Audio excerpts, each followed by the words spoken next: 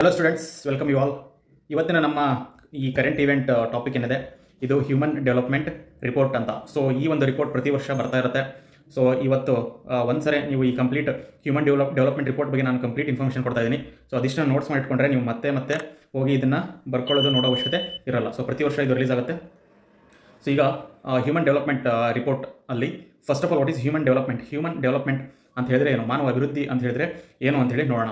So human development is the process to enlarge people's freedom and opportunity and improve their well being. First of all human development ಅಂತ ಹೇಳಿದ್ರೆ ಪ್ರತಿಯೊಬ್ಬ ಮನುಷ್ಯನಿದ್ದಾನೆ, ಅವನಿಗೆ ತನ್ನ ಒಂದು ಪೊಟೆನ್ಷಿಯಲ್ನ reach ಆಗೋದಕ್ಕೆ ಒಂದು ಸ್ವಾತಂತ್ರ್ಯ ಇರಬೇಕು. ಸೊ ಆ ಸ್ವಾತಂತ್ರ್ಯ ಹೆಂಗೆ ಬರುತ್ತೆ ಅಂತ ಹೇಳಿದ್ರೆ, ಒಂದು ನಮ್ಮ ಸೊಸೈಟಿಯಲ್ಲಿ ಇರ್ತಕ್ಕಂತಹ ಫ್ರೀಡಮ್ಮು, ಅದಾದಮೇಲೆ ಗವರ್ನೆನ್ಸ್, ನಮ್ಮ ಆಡಳಿತ, ನಮ್ಮ ಸರ್ಕಾರ ಯಾವ ರೀತಿ ನಮ್ಮ ಜನಗಳಿಗೆ ಅನುಕೂಲವನ್ನು ಮಾಡಿಕೊಡುತ್ತೆ, ಅವರಿಗೆ ಒಳ್ಳೆಯ ಹೆಲ್ತು, ಎಜುಕೇಷನ್ ಸಿಗಬೇಕು. ಓಕೆ, ಅದಾದಮೇಲೆ ಅವರಿಗೆ ಒಳ್ಳೆಯ ಎಂಪ್ಲಾಯ್ಮೆಂಟ್ ಅಪಾರ್ಚುನಿಟೀಸು, ಸ್ಟ್ಯಾಂಡರ್ಡ್ ಆಫ್ ಲಿವಿಂಗ್ ಚೆನ್ನಾಗಿರಬೇಕು. ಸೊ ಬೇಸಿಕ್ ಫೆಸಿಲಿಟೀಸ್ ಲೈಕ್ ಏನೋ ವಾಟರ್ ಆಗಿರ್ಬೋದು, ಹೆಲ್ತ್, ಎಜುಕೇಷನ್ ಏನೇನಿದೆ, ಸೊ ಇದೆಲ್ಲ ಅವರಿಗೆ ಸಿಕ್ಕಾಗ ಸೊ ಅವರು ತಮ್ಮ ಪೊಟೆನ್ಷಿಯಲನ್ನು ಅವರು ಕಾಣ್ಬೋದು. ಸೊ ಅವರಲ್ಲಿರ್ತಕ್ಕಂಥ ಟ್ಯಾಲೆಂಟನ್ನು ಉಪಯೋಗಿಸ್ಕೊಂಡು ಅವರು ಬೆಳಿಬೋದು. ಸೊ ಇದೆಲ್ಲವನ್ನು ನಾವು ಹ್ಯೂಮನ್ ಡೆವಲಪ್ಮೆಂಟ್ ಅಂತ ಹೇಳಿ ಹೇಳ್ತೀವಿ.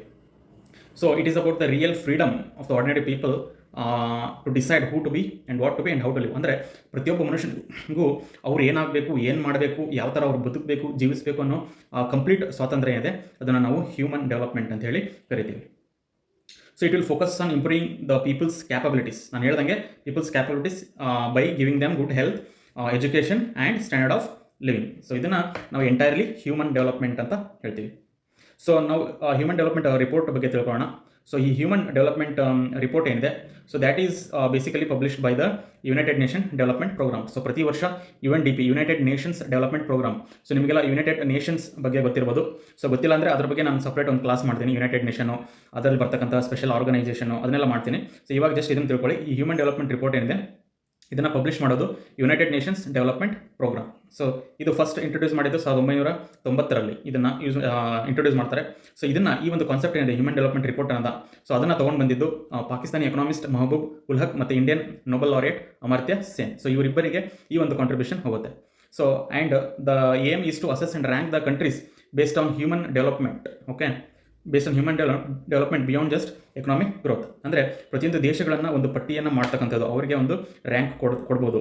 That is based on the human development, ಮಾನವನ ಅಭಿವೃದ್ಧಿಯ ಮೇಲೆ ಕೊಡ್ತೀವಿ, rather than just economic growth. ಕೇವಲ ಆರ್ಥಿಕ ಅಭಿವೃದ್ಧಿಯನ್ನು ಮಾತ್ರ ಅಲ್ಲ, ನಾವು ಎಂಟೈರ್ ಹ್ಯೂಮನ್ ಡೆವಲಪ್ಮೆಂಟ್, ಮಾನವ ಅಭಿವೃದ್ಧಿ ಏನಿದೆ ಅದು ಆರೋಗ್ಯ, ಆಮೇಲೆ ಶಿಕ್ಷಣ, ಅವರ ಸ್ಟ್ಯಾಂಡರ್ಡ್ ಆಫ್ ಲಿವಿಂಗು, ಆಮೇಲೆ ಸ್ವಾತಂತ್ರ್ಯ, ಸೊ ಇದೆಲ್ಲ ಸೇರಿಕೊಂಡು ಹ್ಯೂಮನ್ ಡೆವಲಪ್ಮೆಂಟ್ ಆಗುತ್ತೆ. So this is a most comprehensive index rather then just economic growth. ಅದನ್ನು ಅರ್ಥ ಮಾಡ್ಕೊಳ್ಳಿ. ಸೊ ಈಗ ಈ ಹ್ಯೂಮನ್ ಡೆವಲಪ್ಮೆಂಟ್ ಇಂಡೆಕ್ಸ್ ಏನಿದೆ, so this index it will measure the average achievement in the human development. So ಪ್ರತಿಯೊಬ್ಬ ಮನುಷ್ಯನ ಅಭಿವೃದ್ಧಿ ಯಾವ ಥರ ಆಗ್ತಿದೆ ಅಂತ ಹೇಳಿ ಅವರು 4 ಇಂಡಿಕೇಟರ್ಸ್ ಅಲ್ಲಿ ಮೆಜರ್ ಮಾಡ್ತಾರೆ. That is first one is life expectancy at birth.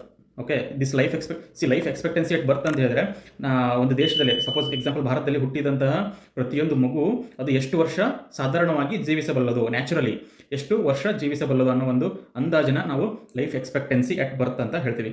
Next expected years of schooling. So ಇಲ್ಲಿ ಎಕ್ಸ್ಪೆಕ್ಟೆಡ್ ಇಯರ್ಸ್ ಆಫ್ ಸ್ಕೂಲಿಂಗ್ ಅಂತ ಹೇಳಿದ್ರೆ, ಸೊ ನೋಡೋಣ, I will just right what is expected years of school ಅಂತ. Expected years of school ಅಂತ ಹೇಳಿದ್ರೆ the number of years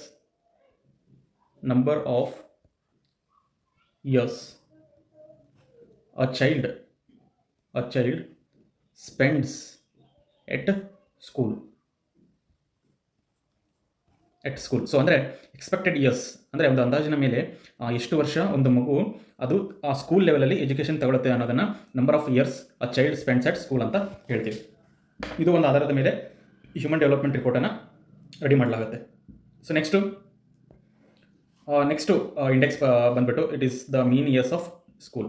so mean years of school ಅಂತ ಹೇಳಿದರೆ, so population, ನಮ್ಮ ಎಂಟೈರ್ ಪಾಪ್ಯುಲೇಷನ್ ಏನಿದೆ, ಸೊ ಈ population who are above the age of 25, and the number of years, okay, they have spent in school, okay, or they have studied in school. So ಅಂದರೆ mean years of school. So mean years of ಸ್ಕೂಲಲ್ಲಿ ಏನಾಗುತ್ತೆ ಅಂತ ಹೇಳಿದ್ರೆ, ನಾವು entire population ತೊಗೊತೀವಿ, 25 ವರ್ಷದ ಮೇಲಿರೋರು, ಅವರು ಎಷ್ಟು ವರ್ಷ ಸ್ಕೂಲನ್ನು ಕಲ್ತಿದ್ದಾರೆ ಅನ್ನೋದನ್ನು ಮೀನ್ ಇಯರ್ಸ್ ಅಂತ ಹೇಳ್ತೀವಿ. ಎಕ್ಸ್ಪೆಕ್ಟೆಡ್ ಇಯರ್ಸ್ ಅಂದರೆ ಒಂದು ಮಗು ಎಷ್ಟು ವರ್ಷ ಅದು ಶಾಲೆಯಲ್ಲಿ ಕಲಿಬೋದು ಅನ್ನೋದು ಒಂದು ಅಂದಾಜನ್ನ ನಾವು ಎಕ್ಸ್ಪೆಕ್ಟೆಡ್ ಇಯರ್ಸ್ ಅಂತ ಹೇಳ್ತೀವಿ. ಮೀನ್ ಇಯರ್ಸ್ ಅಂದರೆ ನಾವು ಎಂಟೈರ್ ಪಾಪ್ಯುಲೇಷನ್ನ ತೊಗೊಂಡು ಎಂಟೈರ್ ಪಾಪ್ಯುಲೇಷನಲ್ಲಿ 25 ವರ್ಷಕ್ಕಿಂತ ಮೇಲೆ ಇರತಕ್ಕಂಥ ಇವತ್ತಿನ ಏನು ಪ್ರಜೆಗಳಿದ್ದಾರೆ ಅವರು ಎಷ್ಟು ವರ್ಷ ಸ್ಕೂಲಲ್ಲಿ ಎಜುಕೇಷನ್ ತೊಗೊಂಡಿದ್ದಾರೆ ಅನ್ನೋ ಒಂದು ಮೆಜರ್ಮೆಂಟ್ನ ನಾವು ಮೀನ್ ಇಯರ್ಸ್ ಆಫ್ ಸ್ಕೂಲ್ ಅಂತ ಹೇಳ್ತೀವಿ. ಸೊ ಮುಂದಿನ ಒಂದು ಇಂಡೆಕ್ಸ್ ನೋಡೋದಾದರೆ it is the gross national income. So ಹಾಗಿದ್ರೆ gross national income that is per capita ಅಂತ ಹೇಳಿದ್ದಾರೆ. ಸೊ ಇದನ್ನು ಜಸ್ಟ್ ನಾನು ಎಕ್ಸ್ಪ್ಲೈನ್ ಮಾಡ್ತೀನಿ. What is actually the gross national income per capita ಅಂತ ಹೇಳಿ ನೋಡೋಣ. ಗ್ರಾಸ್ ನ್ಯಾಷನಲ್ ಇನ್ಕಮ್ ನಾನು ಹೇಳ್ತೀನಿ. So first of all per capita ಅಂದರೆ it is related to every person ಅಥವಾ ಎವ್ರಿ ಸಿಟಿಸನ್. ಪ್ರತಿಯೊಬ್ಬ ಸಿಟಿಸನ್ನ ತಗೊಂಡ್ರೆ what is the gross national income ಅಂತ ಹೇಳ್ತೀವಿ. So first of all gross national income ಅಂತ ಇನ್ಕಮ್ ಅಂದರೆ ಏನು ಅನ್ನೋದನ್ನು ತಿಳ್ಕೊಳ್ಳೋಣ. Gross national income is nothing but it is the gross domestic product. So economic ಸ್ಟೂಡೆಂಟ್ಸ್ಗೆ ಗೊತ್ತಿರುತ್ತೆ ಗ್ರಾಸ್ ಡೊಮೆಸ್ಟಿಕ್ ಪ್ರಾಡಕ್ಟ್ ಅಂತ ಹೇಳಿದ್ರೆ ಏನಂತ. ಸೊ ಇನ್ನು ಉಳಿದಿರೋರಿಗೆ ನಾನು ಜಸ್ಟ್ ಹೇಳ್ತೀನಿ what is gross domestic product ಅಂತ ಹೇಳಿದ್ರೆ it is the final value of all goods and services produced in a country. ಅಂದರೆ ಒಂದು ದೇಶದಲ್ಲಿ ಒಟ್ಟಾರೆ ನಾವು ಏನು ಗೂಡ್ಸ್ ಮತ್ತು ಸರ್ವಿಸಸ್ನ ಪ್ರೊಡ್ಯೂಸ್ ಮಾಡ್ತೀವಿ ಅದರ final value this is very important. Final value, not just a value, it is the final value. For example ನಾವು ಗೋಧಿ ಬೆಳೆದ್ವಿ ಅಂತ ಹೇಳ್ಕೊಳ್ಳಿ, ಗೋಧಿನ ಬೆಳಿತೀವಿ. ಈ ಗೋಧಿನ ನಾವು ತೊಗೊಂಡು ಏನು ಮಾಡ್ಬೋದು, ನಾವು ಬಿಸ್ಕೆಟನ್ನು ಮಾಡ್ಬೋದು ಅಥವಾ ಬೇರೆ ಬೇರೆ ಪ್ರಾಡಕ್ಟ್ಸನ್ನು ಮಾಡ್ಬೋದು. ಸೊ ಈ ಪ್ರಾಡಕ್ಟ್ಸ್ ಫೈನಲ್ ವ್ಯಾಲ್ಯೂ ಏನಿರುತ್ತೆ ಅದನ್ನು ನಾವು ಫೈನಲ್ ವ್ಯಾಲ್ಯೂ ಅಂತ ಹೇಳಿ ಕರಿತೀವಿ. ಸೊ ಫಾರ್ ಎಕ್ಸಾಂಪಲ್ ಗೋಧಿನ ಪ್ರೊಡ್ಯೂಸ್ ಮಾಡಿದ ಡೈರೆಕ್ಟ್ ನಾವು ಮಾರ್ಕೆಟಲ್ಲಿ ಮಾರಿದಾಗ that will become the final value. So ಆ ಥರದ ಫೈನಲ್ ವ್ಯಾಲ್ಯೂ ಮಾತ್ರ. ಸೊ ಈ ಸಪೋಸ್ ಗೋಧಿಯನ್ನು ಬೆಳೆಯೋಕ್ಕೆ ಒಬ್ಬ ರೈತ ಅದಕ್ಕೆ ಗೊಬ್ಬರ, ಬೀಜ ಇದೆಲ್ಲ ಯೂಸ್ ಮಾಡ್ತಾನೆ, ಪೆಸ್ಟಿಸೈಡ್ಸ್ ಅಂತೆ. ಸೊ ಅವನಿಗೆ ಬಂದಿರೋ ಖರ್ಚುಗಳು, ಸೊ ಇದನ್ನೆಲ್ಲ ನಾವು ಕನ್ಸಿಡರ್ ಮಾಡೋದಿಲ್ಲ. ಬಟ್ ಎಲ್ಲ ಮುಗಿದ್ಮೇಲೆ ಈ ಗೋಧಿನ ಮಾರ್ಕೆಟಲ್ಲಿ ಏನು ಮಾರ್ತೀವಿ ಆ ಫೈನಲ್ ವ್ಯಾಲ್ಯೂನ ಮಾತ್ರ ನಾವು ಕನ್ಸಿಡರ್ ಮಾಡ್ತೀವಿ. ಸೊ ಅದನ್ನು ನಾವು final value of goods and services ಅಂತ ಹೇಳ್ತೀವಿ. So this is GDP. So ಈಗ ಗ್ರಾಸ್ ನ್ಯಾಷನಲ್ ಇನ್ಕಮ್ ಅಂತ ಹೇಳಿದ್ರೆ ದಿಸ್ ಇಸ್ GDP ಪ್ಲಸ್ ಏನು ಮಾಡ್ತೀವಿ ಅಂತ ಹೇಳಿದ್ರೆ the money which is coming from foreign country. Foreign country ಅಂತ ಹೇಳಿದ್ರೆ ನಮ್ಮ ದೇಶದವರು ಹೊರಗಡೆ ಕೆಲಸ ಮಾಡ್ತಾರೆ, ಅವರು ಅವ್ರ ಮನೆಯವರಿಗೆ ದುಡ್ಡುಗಳನ್ನು ಕಳಿಸೋದಾಗಿರ್ಬೋದು. ಸೊ ಈ ಥರದನ್ನು ನಾವು ಮನಿ ಫ್ರಮ್ ಫಾರಿನ್ ಕಂಟ್ರಿ ಅಂತ ಹೇಳ್ತೀವಿ. Minus money that flows to foreign country ಅಂದರೆ ಬೇರೆ ದೇಶದವ್ರು ನಮ್ಮ ದೇಶದಲ್ಲಿ ಇರ್ತಾರೆ, ಅವರು ವರ್ಕ್ ಮಾಡ್ತಾರೆ ಸೇಮ್, ಅವ್ರ ಮನೆಗೆ ಕಳಿಸೋದು. ಸೊ ಇಂಥ ರೆಮ್ಯುನರೇಷನ್ ಅಂತ ಹೇಳ್ತೀವಿ. ಸೊ ಇದನ್ನು ಮೈನಸ್ ಮಾಡಿದಾಗ ನಮಗೆ ಟೋಟಲ್ ಗ್ರಾಸ್ ನ್ಯಾಷನಲ್ ಇನ್ಕಮ್ ಬರುತ್ತೆ.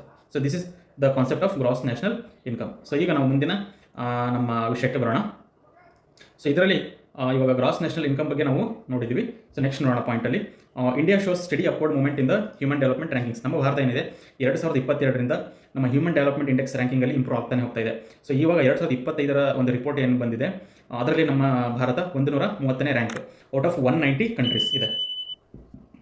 ನಮ್ಮ ಕಂಟ್ರಿಯ ಈ ಹ್ಯೂಮನ್ ಡೆವಲಪ್ಮೆಂಟ್ ಇಂಡೆಕ್ಸ್ ವ್ಯಾಲ್ಯೂ ಏನಿದೆ ಇದು 0.676 ನಿಂದ 0.685ಗೆ ಇಂಪ್ರೂವ್ ಆಗಿದೆ 22ಇಂದ 23. ಸೊ ಇವಾಗ ನಾವು ಮೀಡಿಯಂ ಹ್ಯೂಮನ್ ಡೆವಲಪ್ಮೆಂಟ್ ಕ್ಯಾಟಗರಿಯಲ್ಲಿ ಇದ್ದೀವಿ. ಸೊ ಯಾವ್ಯಾವ ಕ್ಯಾಟಗರಿ ಇದಾವೆ, ವೆರಿ ಹೈ, ಮೀಡಿಯಮ್ಮು, ಲೋ, ಅದನ್ನು ನಾನು ನೆಕ್ಸ್ಟ್ ಹೇಳ್ತೀನಿ. ಸೊ ಇವಾಗ ನಮ್ಮ ದೇಶ ಮೀಡಿಯಂ ಹ್ಯೂಮನ್ ಡೆವಲಪ್ಮೆಂಟ್ ಕ್ಯಾಟಗರಿಯಲ್ಲಿ ಇದೆ. ಸೊ 0.685 ನಮ್ಮ ಒಂದು ಈ ಸ್ಕೋರ್ ಇರೋದು.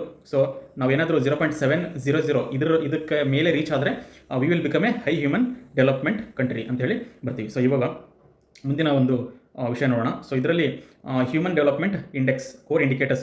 ನಮ್ಮ ಹ್ಯೂಮನ್ ಡೆವಲಪ್ಮೆಂಟ್ ರಿಪೋರ್ಟ್ ಏನಿದೆ ಸೊ ಅದರಲ್ಲಿ ಹಲವಾರು ಇಂಡೆಕ್ಸ್ಗಳಿದ್ದಾವೆ, ಸೂಚ್ಯಂಕಗಳು ಅಂತ ಹೇಳ್ತೀವಿ. ಸೊ ಆ ಸೂಚ್ಯಂಕಗಳಲ್ಲಿ ಈ ಹ್ಯೂಮನ್ ಡೆವಲಪ್ಮೆಂಟ್ ಇಂಡೆಕ್ಸ್ ಏನಿದೆ this is the main and the core indicator. So ಈ ಹ್ಯೂಮನ್ ಡೆವಲಪ್ಮೆಂಟ್ ರಿಪೋರ್ಟಲ್ಲಿ ಬೇರೆ ಇಂಡೆಕ್ಸ್ಗಳು, ಬೇರೆ ಸೂಚ್ಯಂಕಗಳಿದ್ದಾವೆ.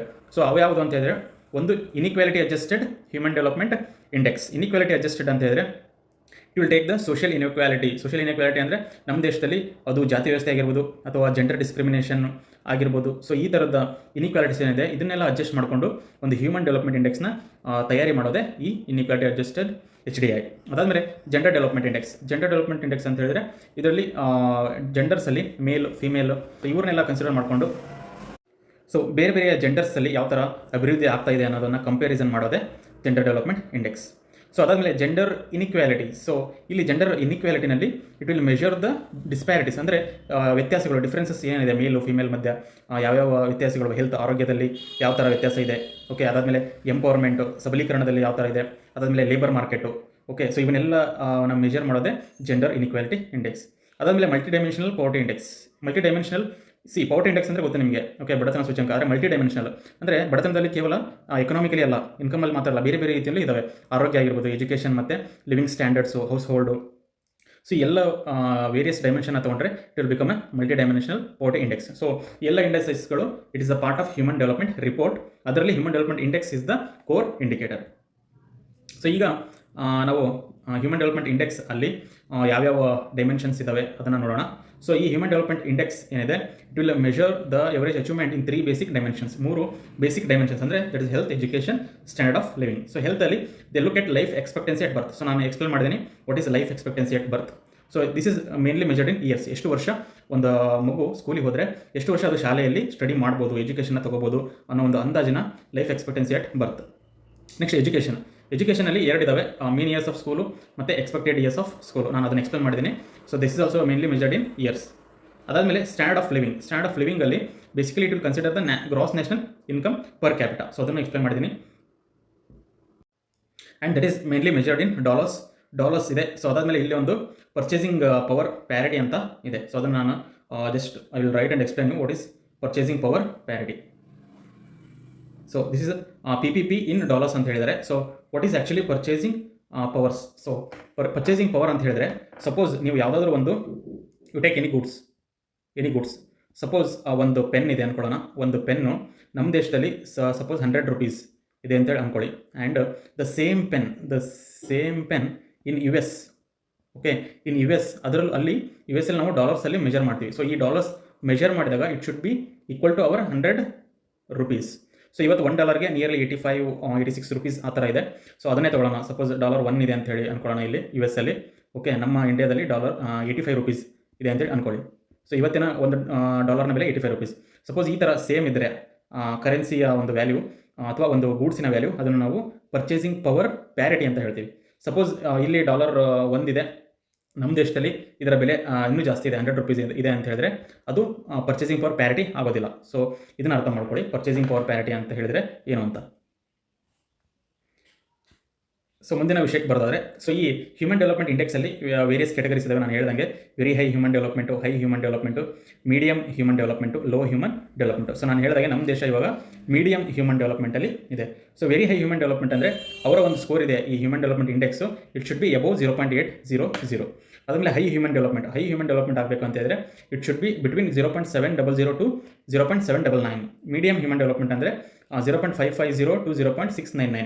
ಸೊ ನಮ್ಮ ದೇಶ ಇವಾಗ ಮೀಡಿಯಂ ಹ್ಯೂಮನ್ ಡೆವಲಪ್ಮೆಂಟ್ ಇರೋದು ಇಟ್ಸ್ ನಿಯರ್ಲಿ 0.678 ಆ ಥರ ಇದೆ.